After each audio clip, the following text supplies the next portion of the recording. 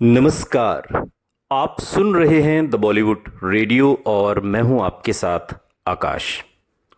दोस्तों, आज के इस पॉडकास्ट में बात राजेश खन्ना और अमिताभ बच्चन से तुलना होते हुए हम आगे बढ़ेंगे और एक मोड़ पर पहुंचेंगे। जंजीर साल 1973 से पहले आनंद ही अमिताभ बच्चन की सबसे बड़ी कामयाबी थी और उन्हें ये फिल्म नहीं मिलती अगर किस्मत उनका साथ ना देती। असफल फिल्मों के साथ जुड़े होने की वजह से अमिताभ दूर दूर तक प्रकाश मेहरा या सलीम जावेद के जहन में नहीं थे। अगर जंजीर को कई लोगों ने नामंजूर न कर दिया होता तो वो अमिताभ बच्चन की तरफ शायद ध्यान भी नहीं देते। राजकुमार, देवानंद और शायद धर्मेंद्र तक ने इस पटकथा को नामंजूर कर दिया था, जो आखिरकार हिंदी सिनेमा का उसका सबसे प्यारा किरदार देने वाली थी। हाथी मेरे साथी से जगाई उम्मीद को सलीम जावेद ने सीता और गीता, जो साल 1972 में आई, और फिर यादों की बारात में आगे बढ़ाया था। लेकिन जंजीर के लिए उन्हें कोई बड़ा सितारा नहीं मिल रहा था। प्राण और ओम प्रकाश ने, जिन्होंने इत्तेफाक से जंजीर में अहम किरदार निभाए, और उन्होंने फिर प्रकाश मेहरा को अमिताभ बच्चन के नाम की सिफारिश की।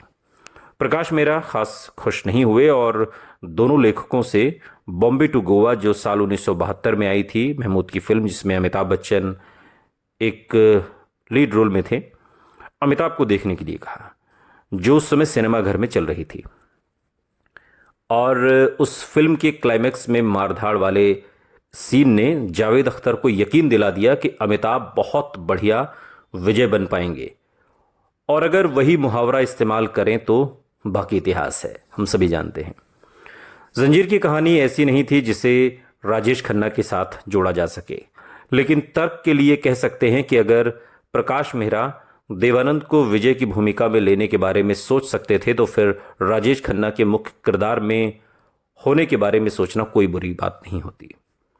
लेकिन अपना पहला बड़ा मौका उनके कारण पाने के बावजूद भी इन लेखकों ने जो फिल्में लिखी, यानी कि सलीम जावेद की बात हो रही है, क्योंकि बड़ा मौका हाथी मेरे साथी में सलीम जावेद को राजेश खन्ना ने ही दिलवाया था, और बड़ा मौका मिलने के बावजूद भी उनमें से किसी के लिए भी राजेश खन्ना के बारे में सोचने का वक्त तब नहीं मिला जब जंजीर के बारे में ख्याल हो रहा था। सलीम खान के मुताबिक हाथी मेरे साथी के बाद इस जोड़ी के राजेश खन्ना के साथ फिर कभी काम न करने के पीछे राजेश खन्ना का अपना रवैया था। वो समझते थे कि उनकी फिल्में उनके कारण कामयाब होती थीं और कभी उन लोगों को नहीं सराहा गया जो उनके साथ काम करते थे। ये बात के दिनों में एक इंटरव्यू में सलीम खान कहते हैं। हिंदी सिनेमा में लेखकों की तरफ नज़रिए को बदल डालने वाली जोड़ी का आधा हिस्सा सलीम खान मानते हैं कि राजेश खन्ना ने उन रिश्तों को संभाल कर नहीं रखा जो उन्हें संभालने चाहिए थे, और ऐसा सोचने में ज़्यादा गलत भी नहीं है। जब हाथी मेरे साथी बन रही थी तो सलीम जावेद को महज 10,000 रुपये दिए गए थे, जो उन्हें सिप्पी फिल्म्स में मिलने वाली मासिक तनख्वाह तकरीबन 750 रुपये से बहुत ज़्यादा थे, और ये सब कुछ राजेश खन्ना की बदौलत हुआ था। फिर भी वो राजेश खन्ना की मेहनताने के मुकाबले बहुत कम थे जो राजेश खन्ना को रकम मिली थी, तकरीबन 5 लाख रुपए। सलीम खान का मानना है कि राजेश खन्ना के तथाकथित बादशाही अंदाज के बावजूद राजेश खन्ना वहां बड़ा दिल नहीं दिखाते थे जहां जरूरी होता था। वो कहते हैं कि हमें उनसे उस तरह की मदद नहीं मिली, इसलिए हमने सोचा कि हम किसी और का साथ देंगे, ये सलीम खान ने कहा।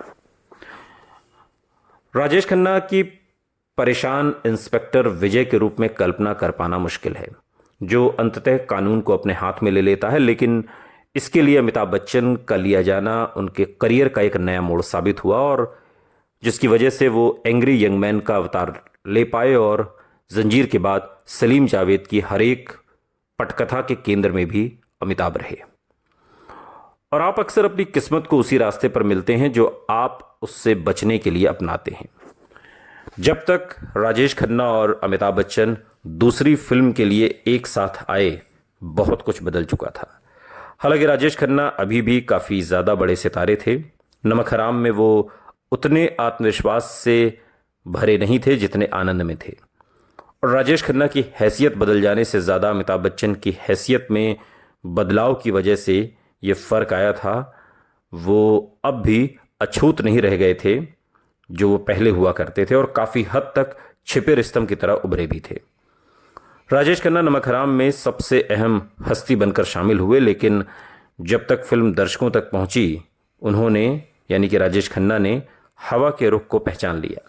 हवा का रुख जो अमिताभ बच्चन की तरफ बह रहा था। जब राजेश खन्ना को नमक हराम पेश की गई थी तो उन्हें बिगड़े दिल विकी की भूमिका करनी थी, लेकिन उन्होंने सोमू का किरदार चुना, ईमानदार गरीब आदमी का, क्योंकि अंत में वही मरता है। सफर और आनंद की सफलता के बाद राजेश खन्ना में बड़े पर्दे पर अपनी मृत्यु एक कामयाबी की गारंटी की तरह वो मानने लगे थे। ये अंधविश्वास उन्हें हो गया था और उन्होंने उनकी शख्सियत के मुताबिक पटकथा को दोबारा लिखे जाने की फरमाइश की। एक बार फिर आनंद की तरह उन्होंने अमिताभ बच्चन के विकी के किरदार में होने की परवाह नहीं की। उनके सोमू की भूमिका निभाने के फैसले के कारण भूमिका की लंबाई बदल दी गई। अब उनकी भूमिका न सिर्फ ज़्यादा लंबी थी बल्कि हर मायने में उसे लेखक का सहारा हासिल था। जहां तक डायलॉग्स की बात है वो काफ़ी असरदार और नाटकीय थे। कई बढ़िया गीत उन पर फिल्माए जाने थे, इसलिए राजेश खन्ना को यकीन था कि नतीजा आनंद जैसा ही होगा। नमक हराम के 3 निर्माताओं में से एक जयेंद्र पांडे का बेटा विश्वास पांडे उन दिनों को याद करते हुए बताते हैं कि कैसे राजेश खन्ना को भरोसा था कि वो आसानी से अमिताभ बच्चन को हरा देंगे या किसी और को भी। आखिरकार जब फिल्म रिलीज हुई तो नतीजा बिल्कुल मुख्तलिफ था। ज़्यादातर तारीफ अमिताभ बच्चन के हिस्से आई। एंग्री यंग मैन की छवि को पहले पहल गढ़ने वाली फिल्म जंजीर के मुकाबले नमक हराम ने उस छवि को तराशा जिसे अमिताभ बच्चन ने आगे चलकर दीवार, त्रिशूल और काला पत्थर जैसी फिल्मों में और भी जांचा परखा। अमिताभ बच्चन का विकी आनंद में उनके भास्कर से बहुत अलग था और पर्दे के बाहर उनके रुतबे में आए बदलाव ने भी उनकी अदायगी पर असर डाला था। एक तरफ जहां आनंद का भास्कर आनंद का दोस्त बन जाता है जो किरदार निभाने वाले अदाकार की तरह उसके रौब में रहता है, वहीं नमक हराम में विकी और सोनू एक दूसरे के बराबर हैं, जिससे उनकी दोस्ती भी फर्क हो गई है। और वैसे भी जाहिर था कि राजेश खन्ना पहले ही चकरा देने वाली ऊंचाइयों को छू चुके हैं, इसलिए अब बहुत बढ़िया अदाकारी भी उनके लिए कुछ ज़्यादा नहीं कर सकती थी। लेकिन अमिताभ बच्चन के लिए ये एक सिर्फ शुरुआत भर थी।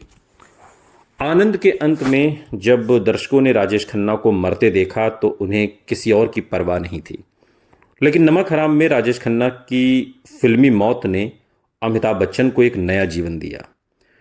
आम दर्शकों और आलोचकों दोनों के लिए अगर राजेश खन्ना आनंद फिल्म के बारे में थी, अगर ये माना जाता है कि आनंद फिल्म राजेश खन्ना के बारे में थी, तो नमक हराम को अमिताभ बच्चन की फिल्म कहा गया।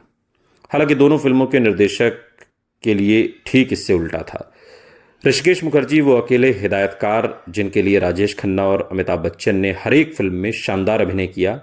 उनके अनुसार आनंद में अमिताभ बच्चन तारीफ बटोरने वाले थे, जबकि नमक हराम में राजेश खन्ना ज़्यादा चमकने वाले थे, और हुआ इसके उल्टा। खैर, दोनों फिल्मों के 25 साल बाद ऋषिकेश मुखर्जी ने फिल्म समालोचक नम्रता जोशी के साथ एक मुलाकात में कहा कि नमक हराम में अमिताभ बच्चन की भूमिका को आनंद में राजेश खन्ना की भूमिका की तरह लेखकों का पूरा सहयोग हासिल था, इसलिए वो निभानी आसान थी और हिदायतकार के रूप में वो आगे की कुर्सी से देख परख सकते थे, और इसलिए एक आम दर्शक से उल्टा वो आनंद को अमिताभ बच्चन की और नमक हराम को राजेश खन्ना की फिल्म मानते हैं। अब ये उनका अपना नज़रिया था, लेकिन हुआ इसके उल्टा था। आनंद की कामयाबी का श्रेय राजेश खन्ना को दिया गया और नमक हराम की कामयाबी का श्रेय अमिताभ बच्चन को। साल 1973 में राजेश खन्ना और अमिताभ बच्चन दोनों के लिए ये साल ऐतिहासिक था। नमक हराम ने सुपरस्टार और अमिताभ बच्चन के बीच समीकरण को बदल दिए थे और राजेश खन्ना इससे याददाश्त उनका साथ नहीं दे रही थी, और एक तरीके से याददाश्त क्या, वो इस बात को स्वीकार नहीं कर पा रहे थे कि अमिताभ बच्चन जो उनके कभी पीछे खड़ा था कैसे उनसे आगे निकल रहा है, और राजेश खन्ना इससे अनजान भी नहीं थे। राजेश खन्ना ने ही नमक हराम के प्रीमियर पर ऋषिकेश मुखर्जी से कहा कि उनका वक्त अब ख़त्म हो गया है और अमिताभ बच्चन नए सुपरस्टार हैं। एक कमज़ोर लम्हे में किसी का जाहिर सी बात कहना समझा जा सकता है, लेकिन श्याम केशवानी जो राजेश खन्ना को उनके शिखर के समय से जानते थे और फिल्म पत्रकार अली पीटर जॉन जो राजेश खन्ना को जीवन भर से जानते थे, उनको भी यकीन करना मुश्किल लगता था कि राजेश खन्ना क्या इतने दरिया दिल हो सकते हैं कि वो इस बात को यूं आसानी से कबूल कर लें कि उनका जो वक्त है वो अब ख़त्म हो गया है। केशवानी इस ख्याल को ही खारिज करते हैं और कहते हैं कि जिस राजेश खन्ना को वो 7वें दशक के शुरू से जानते हैं, उनके अंदर इतना भी मादा नहीं था कि वो अमिताभ बच्चन के होने भर को कबूलें। उनको अगला सुपरस्टार बुलाना तो छोड़ो, ये सब बेकार की बात है। अली पीटर जॉन ने राजेश खन्ना को बार बार अमिताभ बच्चन की बेइज्जती करते देखा था जब वो बावर्ची के सेट पर जया भादुड़ी से मिलने आते थे।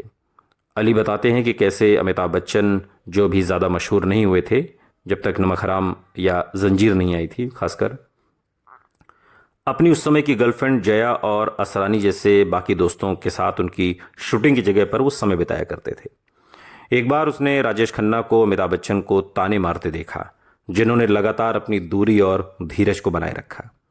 जब राजेश खन्ना ने इन्हें मनहूस कहा तो जया ने तय किया कि अब बहुत हो चुका, और वो राजेश खन्ना के सुनने के दायरे तक आईं और ऐलान किया कि एक दिन दुनिया देखेगी कि ये आदमी कहाँ होगा, यानी कि अमिताभ बच्चन, और राजेश खन्ना कहाँ होंगे। जया के पैगंबरी अल्फाज सच साबित हुए और सलीम जावेद की सफलता और अमिताभ बच्चन ने उनकी पटकथाओं का मुख्य आधार होने की वजह से जाहिर था कि ये लेखक अमिताभ बच्चन पर बाजी लगाने को तैयार थे और धीरे धीरे अपनी कम होती शोहरत को वापस पाने के लिए राजेश खन्ना को कुछ बड़ा करना था, कुछ ऐसा जिससे कि एकदम से सारी खबरें, सारी चीज़ें उनकी तरफ केंद्रित हो जाएं, और इसके लिए उन्होंने अचानक से शादी कर ली। सुनते रहिए द बॉलीवुड रेडियो, सुनता है सारा इंडिया।